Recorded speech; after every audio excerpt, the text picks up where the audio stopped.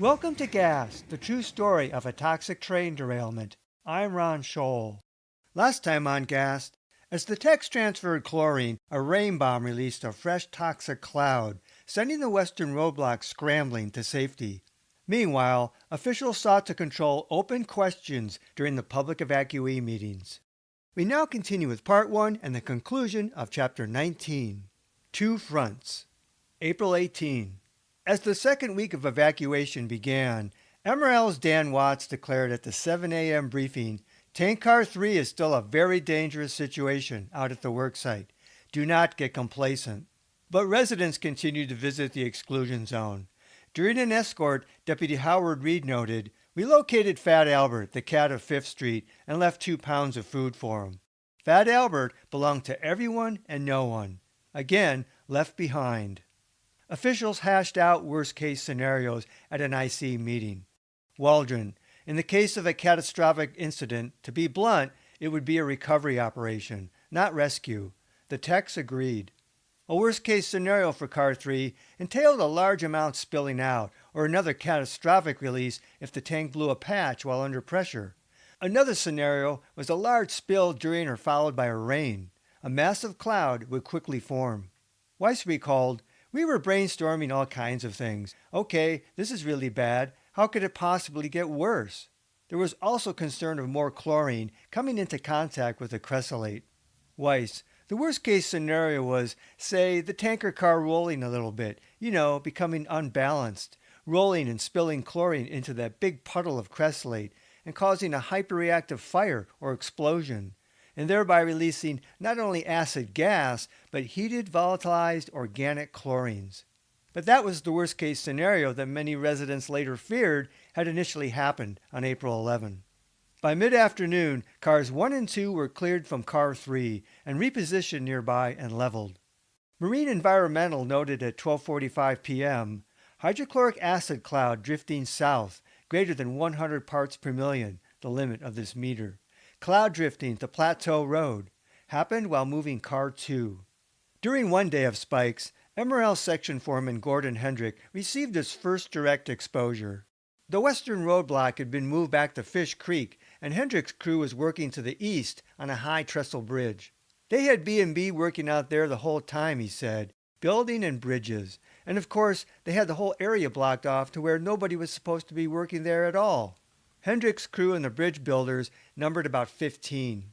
At the site, he said, they were trying to unload the cars and stuff, and one of them sprang a leak or something. The smell was so bad. We thought, man, we're getting the hell out of here. We got evacuated off the bridge because it had changed directions, and it was burning our sinuses and stuff like that. When we came back out, we went by the roadblock, and they stopped us, and they said, man, you guys aren't supposed to be nowhere near that. As chlorine gas arrived, Hendrick said, it was kind of like a fog moved in. You could see it moving in on us. Hendrick coughed and had a burning throat and sinuses. It was very uncomfortable, he said. Others complained too. A lot of them did. Some of them it didn't bother at all. Despite the exposure and being in the exclusion zone, we were back out to work the next day, on the bridge again, Hendrick said. The afternoon of April 18, people packed the evacuee meeting room, many standing against the walls. Watts announced work on Car 3 would begin tomorrow, steam heating the chlorine to make vapor. The meat of the agenda arrived as Ellen Leahy stepped to the podium. As for limiting questions at meetings, Leahy said, I got good feedback that format went well yesterday. I did want to address a question that keeps going around, and that has to do with what people are smelling in Alberton. How many have re-entered the Alberton town site, she asked, and how many people of those smelled something? Several hands rose. What I want to let you know is that we believe you. We absolutely believe that you smell something. But because we don't yet have an answer and the questions we've asked have turned up nothing, I don't want you to think that we're just going to wait for the smell to come up and introduce itself to us. We're working with a chemist, an environmental chemist at the University of Montana by the name of Dr. Garen Smith, and he's generating some hypotheses for us. We're working with Chris Weiss of the EPA. We're talking to Dr. Dart down at the Poison Control Center to try and see what we might be able to find out about this smell.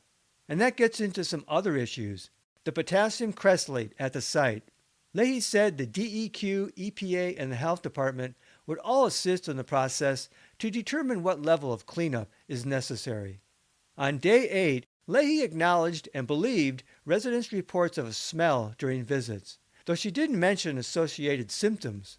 She promised to investigate. "We're not letting go of that," she said. Peter Nielsen of the Health Department added an update on monitoring outside the exclusion zone. "At this particular time, there's not any significant release of chlorine from the tanker," he said. "We're getting 0 readings pretty consistently." Nielsen seemed unaware of the consistent spikes the last few days and the occasional positive readings outside the exclusion zone. "As Ellen pointed out," he said, "we do have concerns about the interactions of the chlorine with the other chemicals that were released. But we'll keep doing this chlorine monitoring as people move back in." Someone in the audience asked, "Was there a reading at SEER?" Waldron: "I can comment on SEER." The public had not been informed about the chlorine spikes 2 days prior that had pushed back the SEER roadblock. Not surprisingly, rumors had spread. Waldron now elaborated, a little. "When the wind came through," he said, "they did have the roadblock over by SEER, they got some readings. We sent the hazmat tech team out and they drove the whole area. And I think we got just one little bump there during that windstorm." Waldron kept touching behind his ear as if nervous. "And I don't recall how high, and just for a very short period of time," he said. This was the first public mention of readings at SEER from that day. Weiss elaborated, "There were a few hits at that station out there, spikes. It's due to the fact that chlorine in the evening, when the wind picks up out there and spins around a little bit, it sends puffs of chlorine through that area. They are very short-term spikes. They are not all that high." These explanations downplayed April 16th's hours-long spikes greatly and did not relate them to the rainfalls. The public had no idea of the interplay between rain and chlorine spikes and the unpredictability of fresh releases. They might want to know if rain were predicted during the window of a given animal visit. Weiss said the roadblock was now safe, relocated miles further to the west.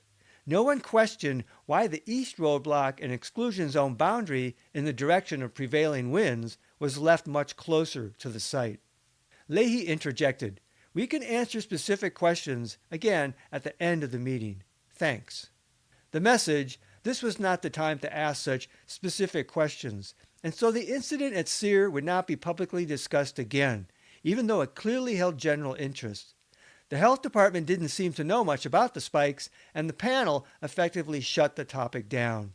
Without this resident's open question, it seemed unlikely there would have been any public discussion at all about SEER spikes and the pullback. Officials then announced that residents could again visit the exclusion zone the next day. Unpredictable chlorine spikes aside, even though Leahy acknowledged that visitors had been smelling something, that officials heard from some people of reactions to visiting, that investigation into compounds from a possible chlorine cressolate reaction had just begun, and though officials had begun to recognize hypersensitivity, they continued to allow people into the exclusion zone. Leahy was clearly aware at the time and made no public objections. Then, surprisingly, Q&A was allowed again. The floodgates opened. A blonde woman at the mic stand: "In our houses, there is a residual powder. Is anybody doing any testing on that? It's covering everything in our home." This was the first public mention of the infamous white powder, which Lucinda Hodges and many others noticed. Adjacent young woman: "And could they be personal tests? Also, personal tests where we could be there?" Blonde: "Yes." Young woman: "When you're doing our soil test and our air test, we could have more than one?" Someone at the podium asked, "Where do you live?" Blonde: "Downtown Alberton." She was told to speak to someone after the meeting. Young woman: "Why can't this be public? This needs to be public." She wasn't angry, but assertive. People talked over each other. Peter Nielsen: "I'll talk with you after the meeting. We are concerned with the interaction of the chlorine with regard to the other chemicals that were released, and we do think that needs to be evaluated." The young woman asked Leahy, "You mentioned that you do not always have all the monitoring devices that you need for air samples. I was wondering, when are you going to get those tools?" Nielsen answered, "We had a problem yesterday with chlorine monitors. I'm not that concerned with chlorine outside the exclusion zone at this time." Young woman: "I am."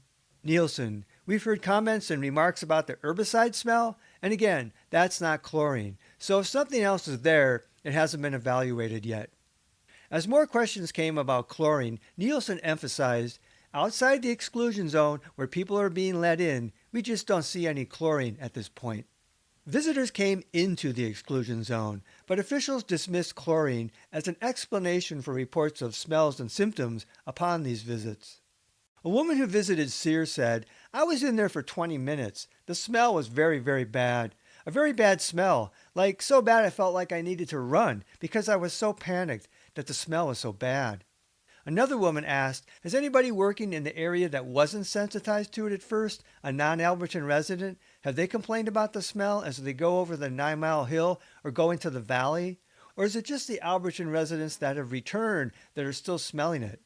Her question related to sensitivity, but its significance seemed lost on the panel. Paris Young wanted to know more about the caustic solution. I'm really interested if there were chemical interactions on the site and if we have synergistic results or products, and particularly in relation to the precipitant people have been talking about. Watts said of the potassium cresslate, we have a sample of it and it's being analyzed. Southside Road resident Jeff Stiles also asked about the spent caustic. Could you explain to the people what spent means? Little had been explained about the cresslate. Chris Weiss, we've been looking into the source of the potassium cresslate. The material is used to remove impurities from gasoline. The main impurity is a compound called mercaptan. Mercaptan is a sulfur-bearing compound that has a very foul odor. It smells like very, very rotten cabbage. When the material is loaded with mercaptans and is no longer effective in extracting that mercaptan, it's neutralized with a very basic solution, a caustic solution, like potassium hydroxide. As far as I know, Weiss said, we do now have a sample of the material that was in the car, so we will have some idea of the reactions that may have occurred with that material. As you heard Ellen say, the county is working very hard with the university, and we have a mass spectrometer, which is a very sensitive analytical instrument, and we're going to be looking into the complexity of the chemistry of that material. I agree with Ellen. We do understand that you are smelling something out there, and we believe it may be associated with the cresslate. To date, this was a singular statement. We plan to keep you informed as we know more, Weiss said, and if you have any questions, we'll answer them to the extent that we can. None of this information had been forthcoming without open questions. A man in a ball cap asked, on Saturday evening, a rail link official and an official from Fire Station 5 took my wife and I into the hot zone area. We lived directly above where the spill was on Plateau Road. Some of the trees were browning, some of the foliage was browning there, and I want to know if you have any information about that. What's going on there? There was a heavy smell, and her eyes were burning as of Saturday night going in. He and his wife should not have been allowed into the hot zone unprotected. Residents had been generally told the vegetation was undamaged. Alan Stein answered, we have hired a vegetative specialist company. Bitterroot Restoration is coming in, and they are evaluating impacts to the vegetation in the area. That information will be available as we obtain it. Ballcap man. Also, what are the levels at the spill site? Chlorine and the other chemicals, what are the actual levels there? I mean, you said there's samples being taken all around the area. What about at the site? Weiss returned to the podium and referred to a chlorine reading data sheet. We've seen hits at the high end up around 60, he said. The logs had reflected readings up to 128 parts per million.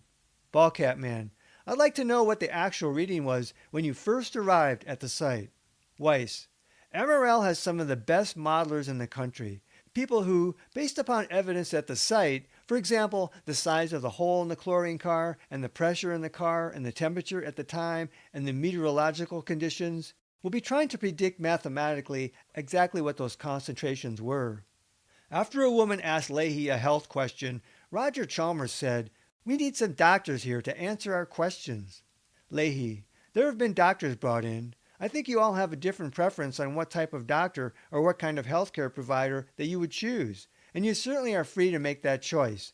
And we can certainly try to line you up with other physicians, but I think that gets down to an individual level and individual preference, and we'd be glad to help you with that. Woman, but I think the point was that has there been any other incidents like this where other doctors in other cities would know what's going on, where you can get that information? Leahy, we certainly talked with ATSDR about that and received some information. Weiss, as Ellen said, we have had physicians here. We also have access to toxicologists who do have experience in this field, out of Denver, and I did give you a number for them.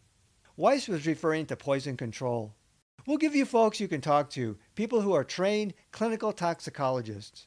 But no expert on chlorine exposure had presented at a public meeting.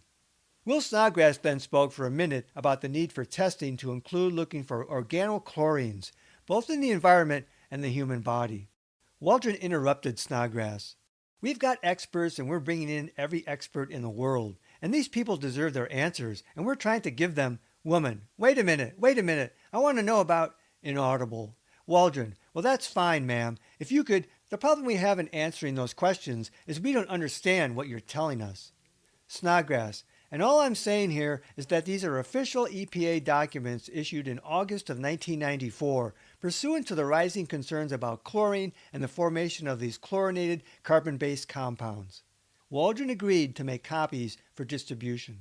Snodgrass, okay, that's fine. I think we're starting to move ahead then. Thank you very much. Applause. Officials closed the meeting as Snodgrass sat down, but people could ask questions of panel members afterwards. The complainers were back.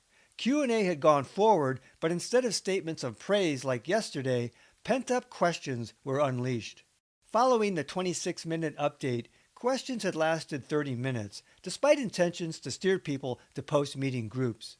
People's questions on day 8 revealed a thirst for more information of general interest to all, such as, what happened at SEER? What is this white powder? Can we get our homes tested? What is the bad smell during visits? What's in potassium cresylate? Why are trees turning brown? Are non-exposed workers reacting to Alberton, not just sensitized people? What chlorine levels were we exposed to on day 1? Is there medical treatment we should be getting? Can we get chlorine medical experts to speak? Are we at risk to chlorine byproducts in our bodies and the environment? Most of these questions had yet to be fully addressed. But 2 key bits of information had been imparted today from the panel. Leahy had acknowledged that there was a smell in the Alberton area, promising to investigate, and Weiss said, we believe it may be associated with the cresylate. The meeting ended, but Snodgrass's camera kept rolling. Not everyone was happy with the Q&A. Off-camera frame, Waldron addressed Snodgrass. For you to sit here and say, we, and you don't live in Alberton, and to incite these people is unacceptable. Snodgrass later reflected, for someone to come up and make a statement like that, from my perspective, as the person providing the scientific information, independent of the interest of MRL, that is unacceptable for that person to do that. I was really being pushed and shoved from all directions. But Waldron seemed willing to disseminate information from Snodgrass. Fax me the stuff, he said, and that's all I ask. I'll get it to the right people at MRL and the health department, and everybody else, and we'll make copies. Snodgrass had offered the 13-page chemical summary for chlorine prepared by the EPA in 1994 and information from the Chemical Injury Information Network. Snodgrass believed his effort encouraged people to ask questions as well as confide in him. Scott Waldron and others told me, well, don't talk to these people anymore. They're getting upset, you know? Snodgrass recalled the environmental adage, polite people get poisoned. So the company line was being fed, he said. People, many of them bought it. Again, Alberton is sort of a railroad town. There were many people there who got angry, and a lot of people don't want to think that they're hurt. The bottom line is there is an incredible abundance of information about the effects of toxic chemicals upon the life design, and most of it is destructive. I think some of the material I had gotten was very adverse to the MRL damage control movement. Snodgrass was indeed ruffling feathers. After the meeting, Snodgrass interviewed Chris Weiss, who spoke softly and looked tired.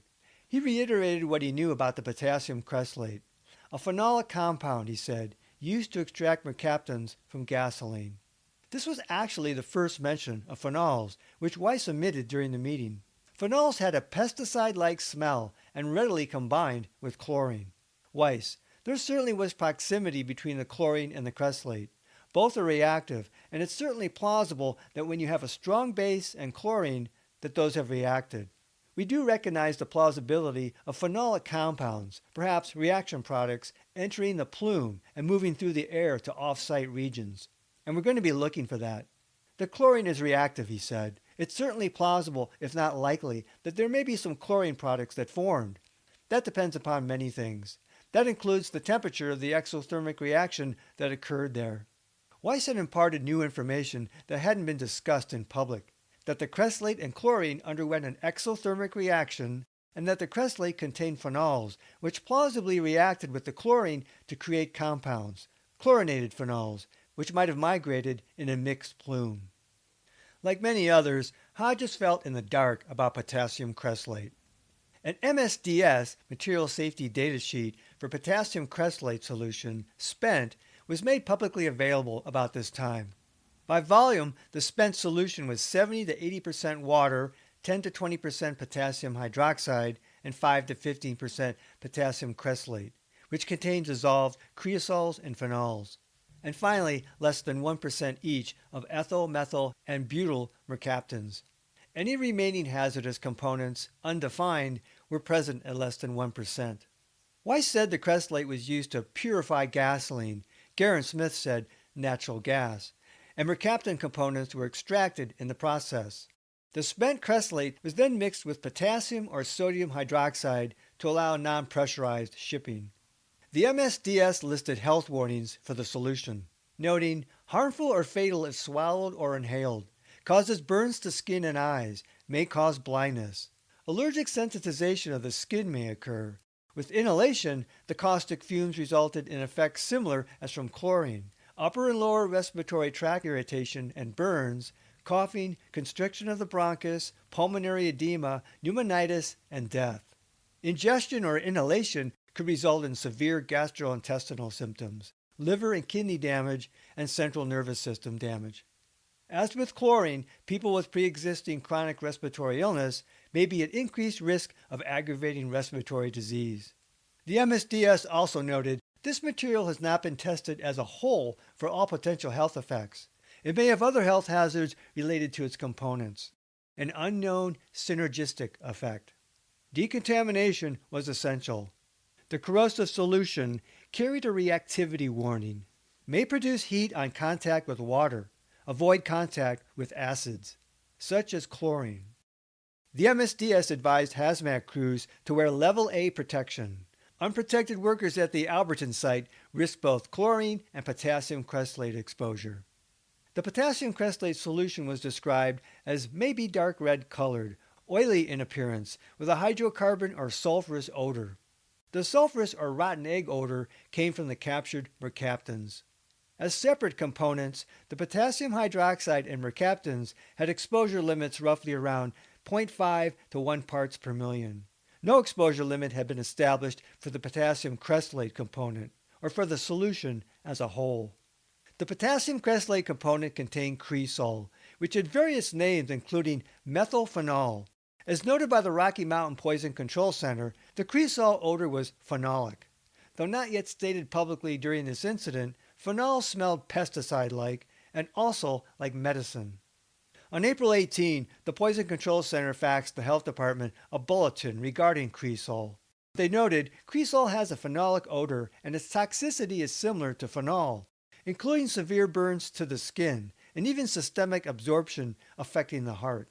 An MSDS for cresol elaborated. For acute health effects, it noted, skin or breathing exposure can cause rapid weakness, nausea, collapse, coma, and death. Contact can cause severe skin and eye burns. Lower or repeated exposures can cause poor appetite, headaches, dizziness, and personality changes. Chronic health effects can occur at some time after exposure and can last for months or years, and included liver and kidney damage and skin allergy. In sum, potassium cresslate solution spent was a soup of dangerous chemicals. 17,000 gallons had spilled from a rupture immediately adjacent to a ruptured tank of chlorine.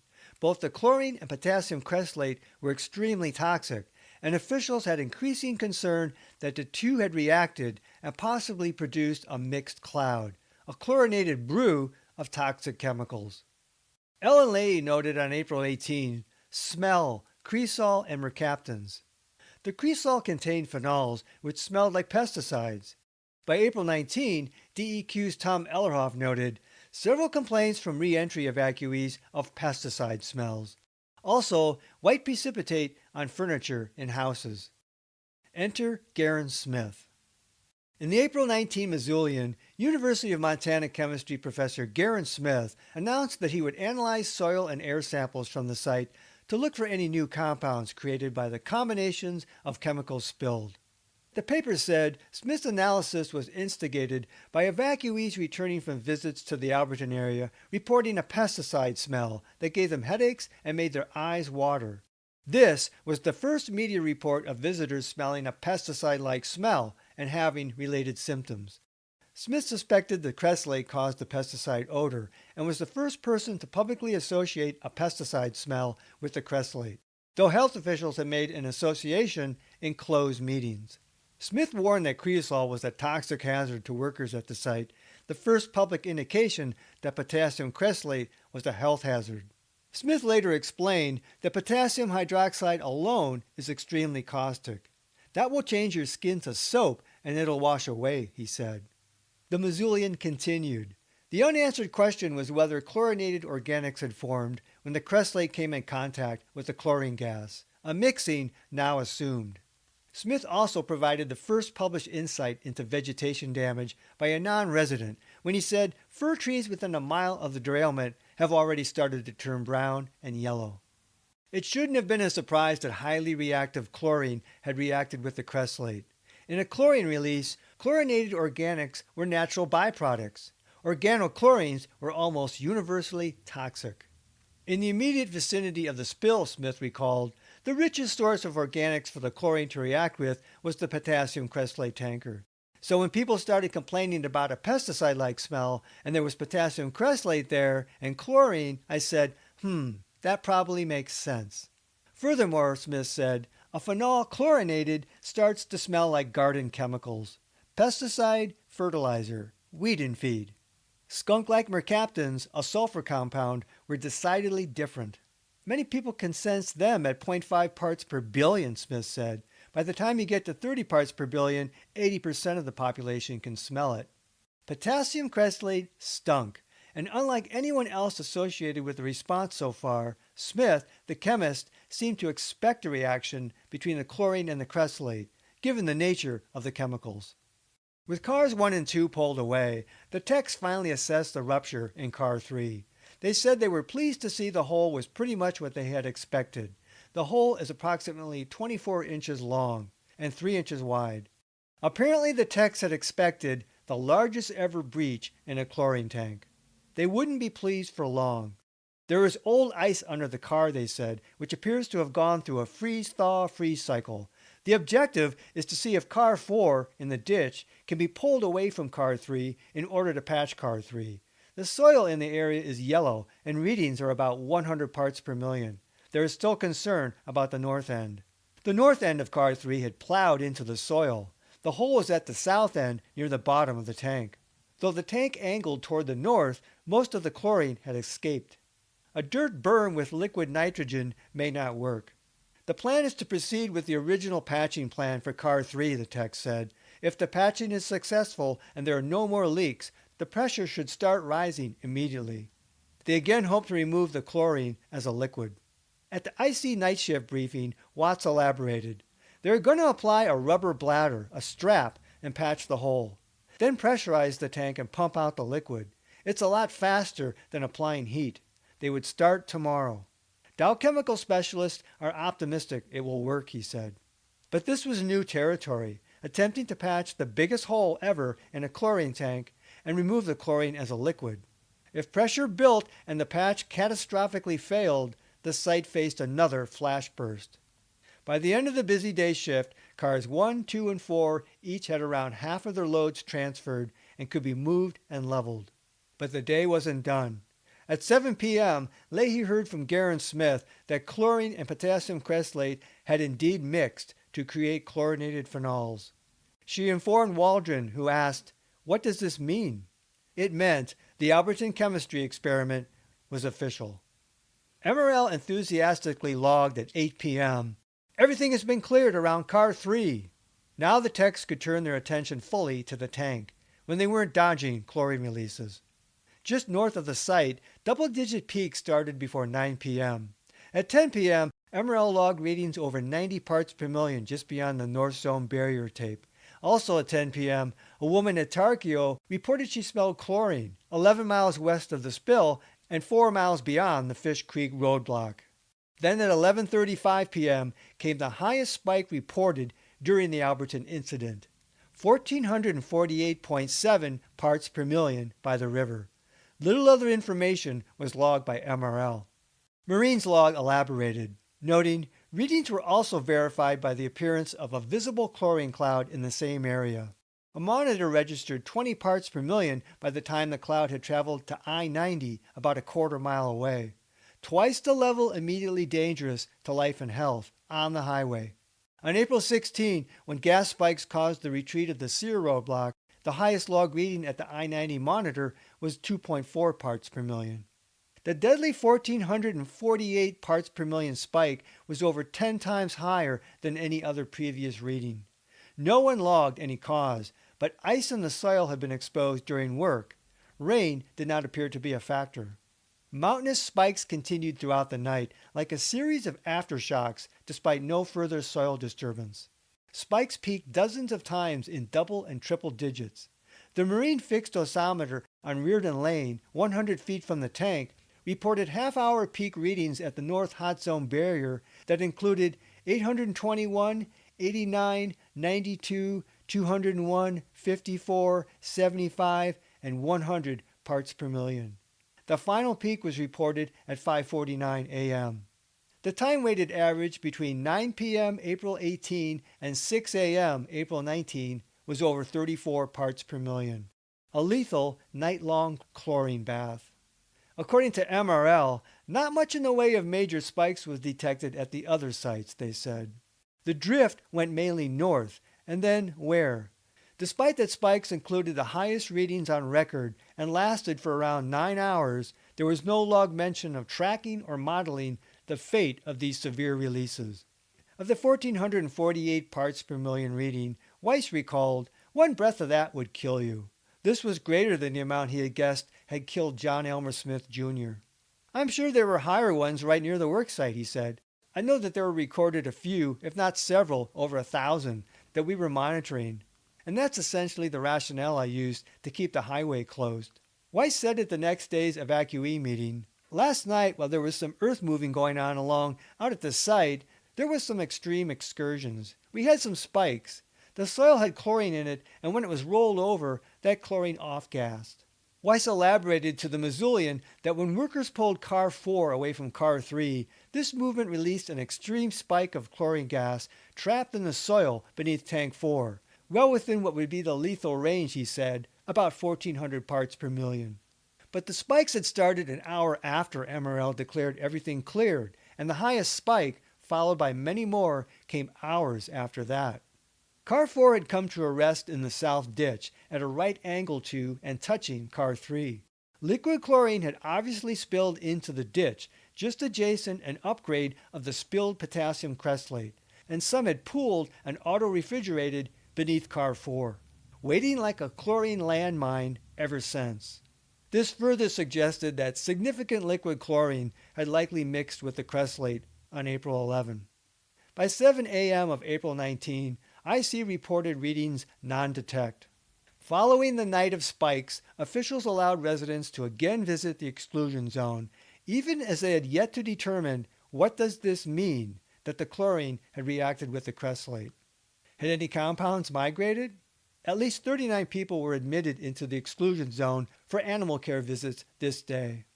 Several positive readings turned up when off-site chlorine monitoring resumed, including east of Petty Creek. One day ended and another began on two worrisome notes: fresh spikes with the highest chlorine readings yet, and news that chlorine and potassium crestlate had created chlorinated compounds. Car 3 had yet to be touched. Next time on Gas, the true story of a toxic train derailment, chemist Garen Smith and health officials determined the nature of chlorinated chemicals created in the mixing of chlorine and the potassium crestlate. This unwelcome news adds a new layer of concern for spill victims worried about their health and safety. Until then, this is Ron Scholl. Thanks for listening. This podcast is adapted from the book Gas, the true story of a toxic train derailment. Visit Amazon.com to see the 2-book series. To access support material in the book, such as maps, photos, illustrations, and video links, visit my Facebook page Gas, the true story, or watch my Gas playlist on my YouTube channel at RL Scholl.